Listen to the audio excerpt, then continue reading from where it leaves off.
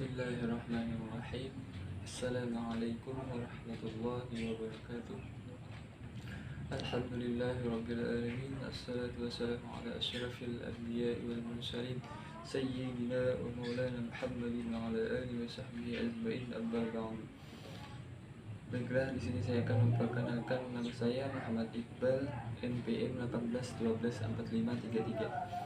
Di sini saya akan mempresentasikan judul makalah saya, contoh penafsiran ayat dan analisis metode. Pembahasan yang pertama,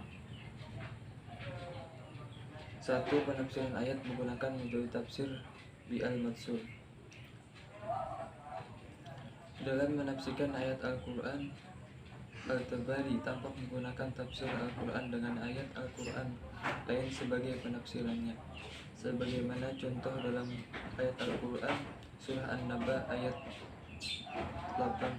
78 sebagai berikut. Terkait dengan ayat ini, Al-Tabari memberikan penafsiran bahwa maksud dari ayat mewakilkan azwaja adalah laki-laki dan perempuan. Panjang maksud ayat Al-Tabari mencantumkan Quran As-Saffat ayat 37 22 dalam penafsirannya guna mendapatkan tema beserta zalim yang orang-orang jalim yang orang-orang. Adapun yang kedua, contoh penafsiran ayat menggunakan metode tafsir ijmali. Contoh penafsiran ijmali dapat kita lihat pada tafsir Al-Jalalain yang hanya membutuhkan beberapa baris saja saat menafsirkan 5 ayat. Pertama, di dalam surah Al-Baqarah, Al-Jalalain saat menafsirkan firman Allah, surah Al-Baqarah ayat 1, tahu maha yang Allah berkata, dia misalnya memaparkan maksudnya.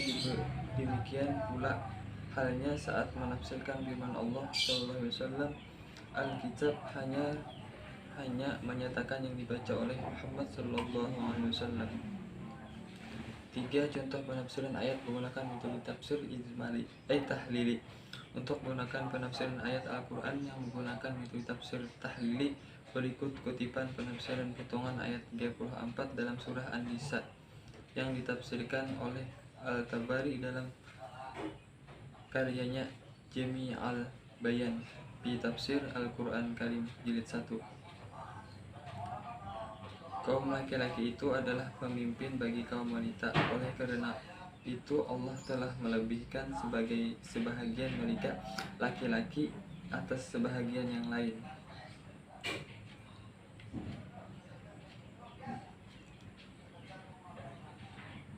Adapun contoh yang keempat, contoh penafsiran ayat menggunakan metode tafsir Mukarrir.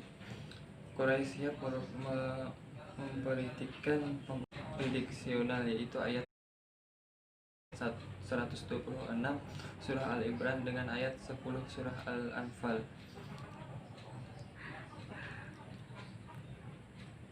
Adapun yang kelima, contoh penafsiran ayat menggunakan metode tafsir maudhu.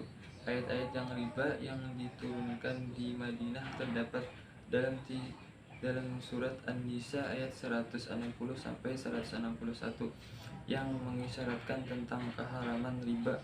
Kedua, terdapat dalam surah Al-Imran ayat 130 yang menyatakan secara efektif dinyatakan keharaman salah satu bentuknya.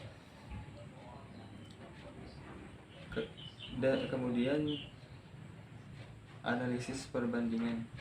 1. Metode tafsir Al-Mansur dalam penafsiran ayatnya menggunakan apa yang sudah ada, seperti ayat yang ingin tafsirkan menggunakan ayat yang lain untuk bisa menjelaskan ayat yang ingin ditafsirkan. Bisa juga memakai hadis dari perkataan Nabi Muhammad SAW. 2. Metode tafsir ijmali ini dalam mentawakilkan ayat Al-Quran dengan cara yang singkat tanpa penjelasan yang panjang. Adapun yang ketiga, untuk metode tafsir tahlili ini dalam penafsirannya secara ayat demi ayat sesuai dengan rangkaian yang tersusun.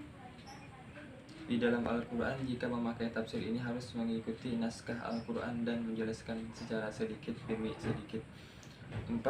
Dalam penafsiran tafsir Muqarrin dengan menggunakan perbandingan dari ayat ke ayat atau memperbandingkan hadis Nabi Muhammad SAW, isi maupun peristiwa, dan redaksi atau antara pendapat ulama tafsir dari segi pendapat yang berbeda. Yang terakhir, metode tafsir maudhu ini menafsirkan ayatnya dengan cara menyesuaikan tema, misalnya tema suami istri, anak yatim, atau tentang hari kiamat dengan tema apa yang telah ditetapkan. Semua ayat yang berkaitan dengan tema yang ditetapkan akan dihimpun. Sekian presentasi dari saya.